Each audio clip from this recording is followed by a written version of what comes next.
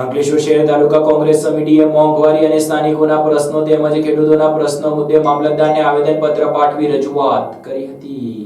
અંકલેશ્વર શહેર તાલુકા કોંગ્રેસ સમિતિ દ્વારા મોંઘવારી, બેરોજગારી અને ભ્રષ્ટાચાર મુદ્દે રાજ્ય સરકારની નિષ્ફળતા અંગે મામલતદાર કચેરીને એક આવેદનપત્ર પાઠવ્યું હતું। મહામહિમ રાજ્યપાલને સંબોધીને અંકલેશ્વર મામલતદાર કચેરી ખાતે પ્રભારી અસલમ સાયકલવાલા, જિલ્લા કોંગ્રેસ પ્રમુખ પરિમલસિંહ રાણા, એઆઈસીસીના સભ્ય મુમતાઝ પટેલ, અંકલેશ્વર શહેર કોંગ્રેસ સમિતિના પ્રમુખ તેમજ અંકલેશ્વર તાલુકા કોંગ્રેસ સમિતિના પ્રમુખ મુકેશભાઈ વસાવા, અંકલેશ્વર હાંસોટ વિધાનસભા યુથ કોંગ્રેસના પ્રમુખ શરીફભાઈ કાનોગા સહિતના આગેવાનો એક આવેદનપત્ર પાઠવ્યું હતું, જેમાં જણાવ્યા અનુસાર ભાજપ સરકાર તમામ ક્ષેત્રે નિષ્ફળ નીવડી છે। સાથે જ મોંઘવારી, બેરોજગારી તેમજ સરકારી તંત્રમાં બેફામ ભ્રષ્ટાચાર વધ્યો છે। ઉપરાંત નર્મદાના પાણી જ્યારે જરૂરિયાત હોય ત્યારે કેનાલમાં છોડવામાં આવતું નથી, જેથી ચાલુ વર્ષે વરસાદની અછત હોવા છતાં ખેડૂતોને સિંચાઈનું પાણી સમયસર નહીં મળતા પાકોને નુકસાન થઈ રહ્યું હોવાના આક્ષેપ કરવામાં આવ્યા છે। ત્યારે ખેડૂતોનું દેવું માફ કરવા, રોડ રસ્તા જર્જરિત હાલતમાં છે તે બનાવવા, મુંબઈ વડોદરા એક્સપ્રેસ હાઈવેમાં જમીન ગુમાવનાર ખેડૂતોને વળતર આપવા સહિત પ્રજાના પ્રશ્નોને ઉકેલવામાં આવે તેવી માંગ કરવામાં આવી છે।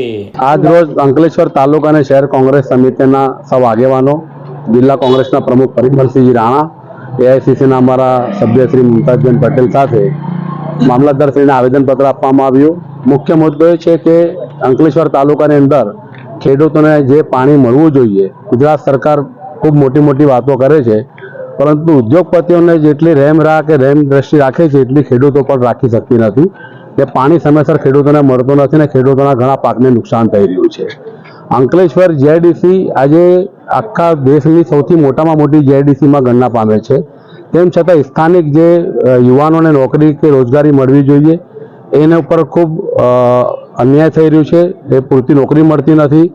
અંકલેશ્વર જીઆઈડીસીના જે વાયુ પ્રદૂષણ છે, પોલ્યુશન છે, એની જે સમસ્યા છે એનું નિરાકરણ સરકાર આજની સુધી કરી નથી અને એ ઇન્ડસ્ટ્રીને કારણ એવું છે કે ખાલી ઉદ્યોગપતિઓ કમાવામાં રસ રાખી રહ્યા છે, પરંતુ જે અહીંના રહેવાસીઓ છે એ આજે પણ ઝેરી ગેસ નીચે એમનું જીવન ગુજારી રહ્યા છે। પાણીનો પ્રશ્ન છે, નગરપાલિકાના જે પ્રશ્નો છે, પ્રાથમિક સુવિધાનો અભાવ છે, એક્સપ્રેસ હાઈવે કે રેલવે કોરિડોરમાં જે ખેડૂતોની જગ્યા ગઈ છે, જમીન ગઈ છે, એમને જે વળતર મળવું જોઈએ એ વળતર મળ્યું નથી, એમની સાથે અન્યાય છે। એ બધા મુદ્દાઓને લઈને આજ રોજ અંકલેશ્વર તાલુકામાં તમે જોઈ શકો છો કે મામલતદારશ્રીને ખૂબ મોટી સંખ્યામાં કાર્યકર ભાઈઓ અને બહેનો ઉપસ્થિત રહ્યા છે ને લોક પ્રશ્નોને વાચા આપવા માટે કોંગ્રેસ રોડ પર ઉતરી છે અને હું ચોક્કસપણે મને વિશ્વાસ છે કે આવનારા દિવસોમાં પણ સ્થાનિક જે કંઈ લોક પ્રશ્નો છે એમાં તાલુકા કોંગ્રેસ, જિલ્લા કોંગ્રેસ, સૌ કોંગ્રેસના કાર્યકર્તાઓ એકજૂટ થઈ એક સાથે રહીને લોક પ્રશ્નોને વાચા આપશે।